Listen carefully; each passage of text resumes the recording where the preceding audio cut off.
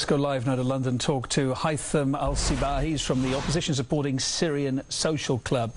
Mr. Al-Sibahi, thanks for being with RT. General Manas Tlaf, the most prominent defector, let's face it, from Syria's armed forces, acknowledged, didn't he, that it's essential to achieve unity in Syria.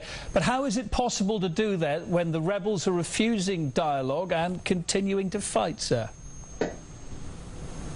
Well, let me say, first of all, this so-called rebel, they don't have their decision in their hands. The decisions come from outside, from a country like United States, backed by the Saudi Arabia and Qatar.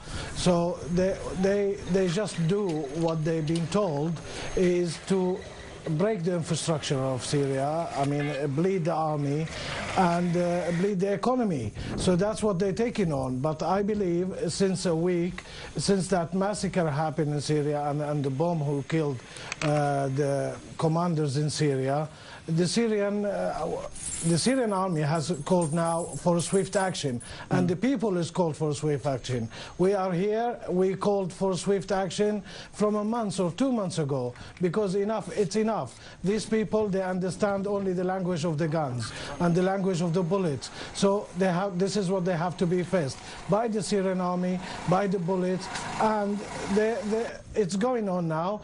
Damascus is nearly cleaned from them. Aleppo is going to be cleaned. We want, as a Syrian, we want a dialogue. We want a political process. We want a ballot box. But everything it comes on the table, these groups are refused by their masters also. They refused Mr. Kofi Annan plan from the beginning. They refused every initiative. So now is the language of the bullets.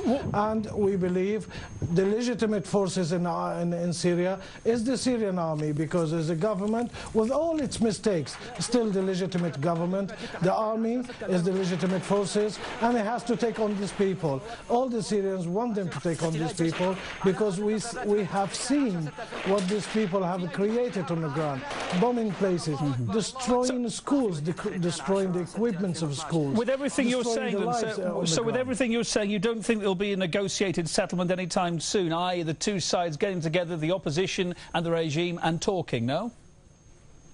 Well, if their masters in the United States and Saudi Arabia and Turkey also, we have to mention, has to close its border as any country in the world, has to control its border, not those jihadists and those elements coming through the border as they wish, and they've been armed in the south of Turkey. There will not be talk, there will not be dialogue till the sound of the gun die down. We have, I mean, the Syrian army, the Syrian government and the Syrian people who are there terrified they're staying at home. They have no other choice. I mean, the dialogue and all this initiative is being for nearly 1.5 years. As a Syrian yourself, sir, how would you like to see things go now, realistically, in your country? What do you think is the best way forward? Well, I mean, we believe for a long time is the best way forward is for a dialogue, to create multi-parties. But it's not happening, so how do you encourage that dialogue then? Yeah, we tried, but I believe there is only one what you call it, solution for this armed group and for these terrorists. They want to break in the resolve of the Syria, they want to break in the government, they want a chaos. Condoleezza Rice predicted the organized chaos, and this is what the plan is. We believe in our army, a swift action has to continue, has to be taken. The army has to take on these people, take them out, and if they come to the table, any opposition afterwards, they're welcome to. Okay. But with the situation, let me say something. Any dialogue, any political process has to go with the stability and security on the ground. Without the security on the ground and the stability, there will not be dialogue. There were a delay for the Syrian army, I believe, from the President Bashar Assad himself, just to make these people see what is chaos can be.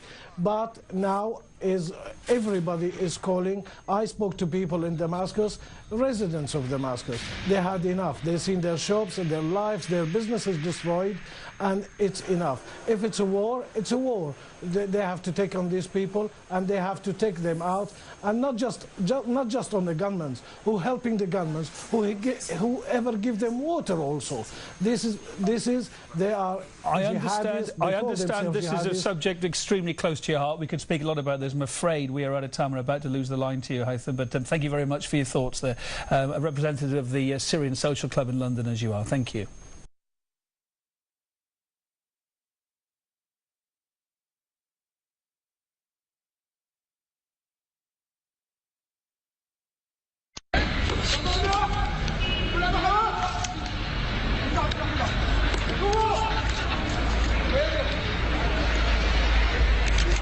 ليش ما يصير زين؟